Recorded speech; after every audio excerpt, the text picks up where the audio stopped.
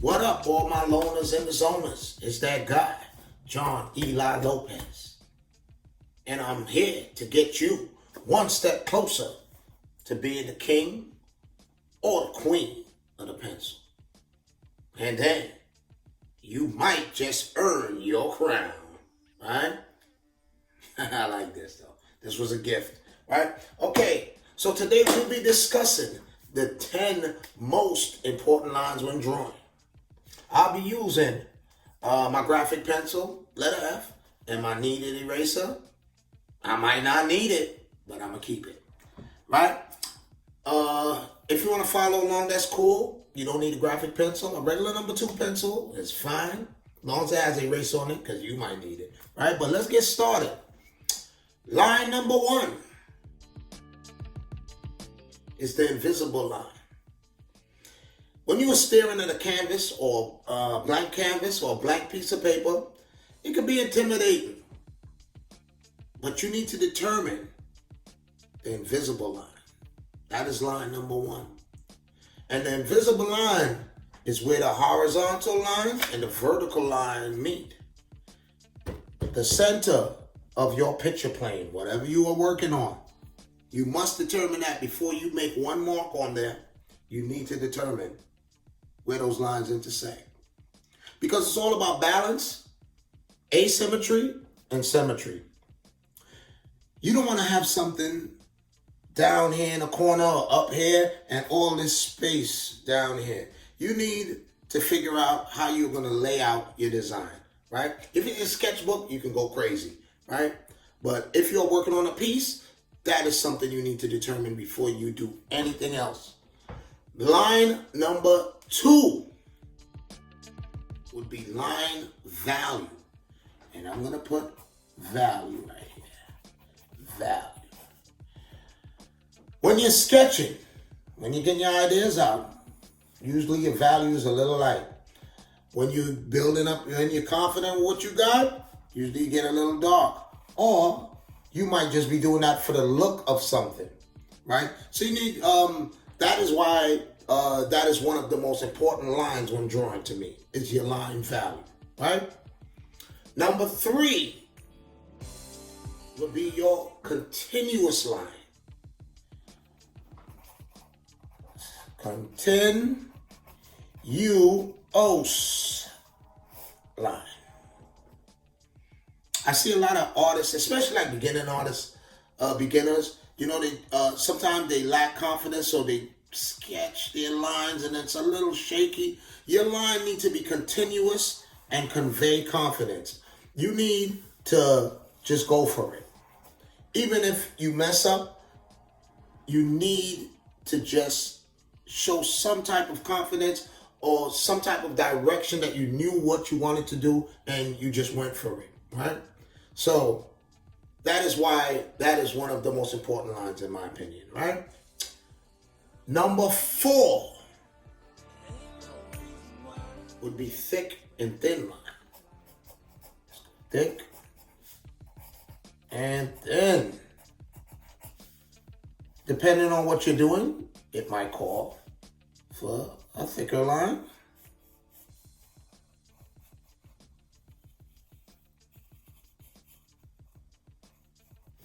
Or a thin line.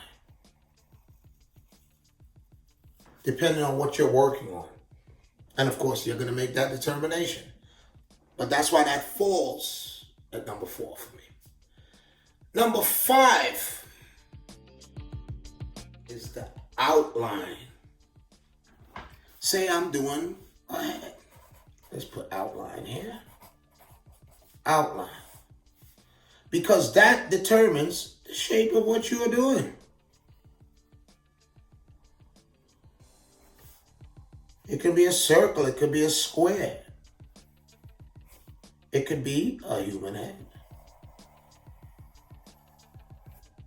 And you see, I just went for it. The outline of whatever you're doing is one of the most important lines when drawing, because that determines the overall shape of the thing you are drawing. Number 6 is the rat tail line. The rat tail line. A lot of people have trouble doing this line too, but it is a fun line to do, right? And the rat tail line is a thick and thin line in one. That's why it is called the rat tail. All right, I'll darken this up a little bit so you guys can get a good visual of that. All right. Actually, the rat tail line is a fun line to do too. Yeah, I enjoy doing them because it is a skill building line. You know, it takes some type of understanding there, pencil control to get that line down. That's why that falls into one of the most important lines when drawing, right? Number 7 would be your shading lines. Shading. Your shading line. And it's another skill building exercise. And, you know, some people, you know, use smudge sticks and fingers and things like that. But I would suggest learning how to do a value scale on your own without any help from any utensils or your fingers before you move on to trying to use those, right? Try to figure it out on your own, and as much times as you need to try it, you just keep doing them. I always do these because it tests your skills, and all this is lines going up and down, up and down. You can do cross hatching ones, but for this purpose, I'm just doing up and down value scale. Right? You could go back over lines, smooth it out. Right? And this is as good as any value scale done with a smudge stick. And some people like to hold a pencil like this when you get to the end, so it just fades and disappears. So you really put no pressure on there, right? But to me, this is a must do. It's a value scale. You need to get that in your toolbox, right? So shading, your shading lines, right? Number 8 will be parallel lines. No matter what you're doing, it almost goes like, kind of like what I was saying with the outline. It determines the shape of something. You could be doing a building. You'd be doing your hair, finger. I'm going to do my finger. So parallel. I'm going to do my finger here, right? And as you see, I'm just going for it. Now, if my parallel lines were not as, didn't catch the width of my finger, now my finger might end up looking like a witch finger, you know, skinny and bony. So to me, that's why parallel lines are important, and they fall on my list, right? Because it determines the look of what you are trying to do, especially if it's something that has structure to it, right? Number 9 will be your horizon lines. And I'm going to use another sheet for this. I'm going to turn the page for this one. All right?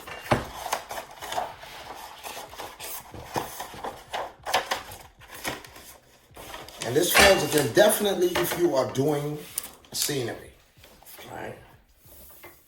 That's where the horizon line comes into play. It determines the view of the person, of the viewer, who you imagine is staring at the world you're creating. Right? Where are they standing? Is it a worm's eye view, a bird's eye view, or a street view, right?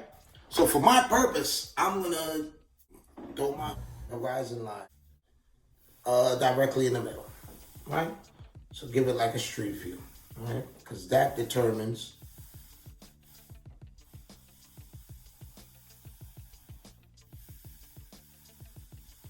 everything falls into place. And that's why that falls on my list of most important lines, right? So that brings us to number 10, which falls into creating a scene too. And that would be a vanishing lines, right? So I have my vanishing point right here, right?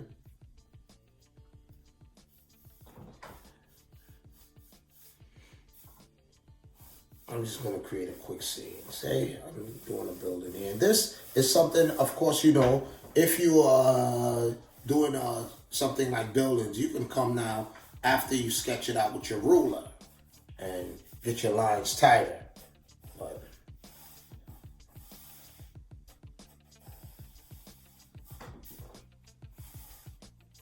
I'm just going to show you guys very quickly. All right. And vanishing lines are meant to be erased. And what's cool about vanishing points and knowing where your horizon line is, you can create your own world out your head. You can work off memory or things that you might have seen. You don't have to always use reference, especially, you know, because sometimes you can't even find what's in your head.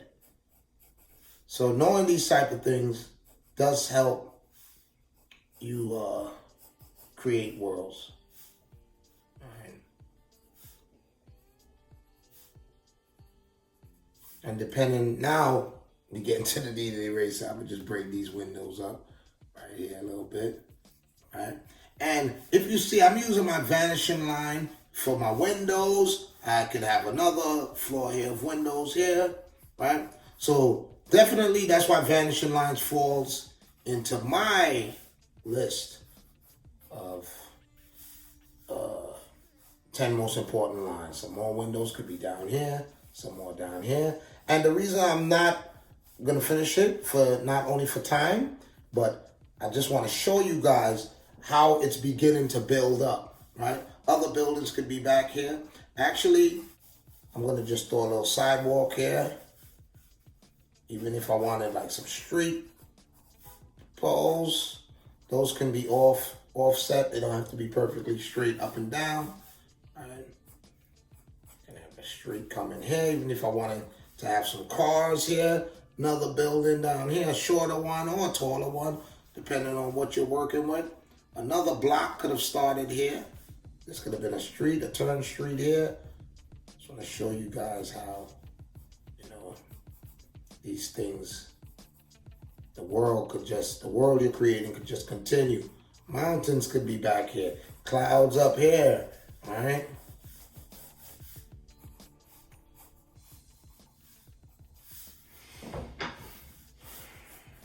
All right, vanishing lines. That's number 10.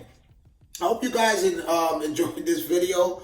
If you feel, you know, I covered a good amount and you got some value out of it, please hit the like button or the subscribe button. Even leave a comment. Did I miss some lines? Do you have some lines you might want to add to this list? And I hope it definitely helped, right? So, you guys take care. Till next time, it's that guy, John Eli Lopez. Much love. Thank you for watching. Later.